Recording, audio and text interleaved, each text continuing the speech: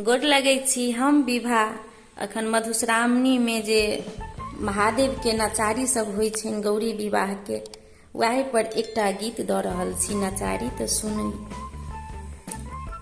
बर लैला भंगिया भिखारी हे मंथ ऋषि, बर लैला भंगिया भिखारी, बर लैला भंगिया भिखारी हे मंथ ऋषि, बर लैला भंगिया भिखारी।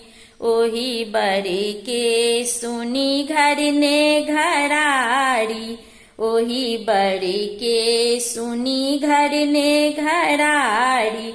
पर्वत के ऊपर घरारी है मंथ ऋषि, पर्वत के ऊपर घरारी है मंथ ऋषि, बर लैला भंगिया भिखारी, बर लैला भंगिया भिखारी हे मंथ ऋषि, बर लैला भंगिया भिखारी। ओही बड़े के नई खेत पथार छनि, ओही बड़े के सुनी खेत नई पथार छनि।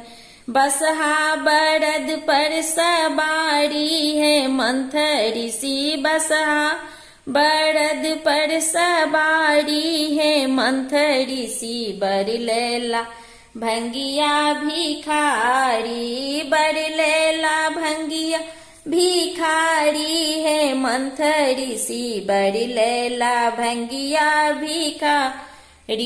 ओही बड़े सो हम गौरी नहीं विवाहब, ओही बड़े सो हम गौरी नहीं विवाहब।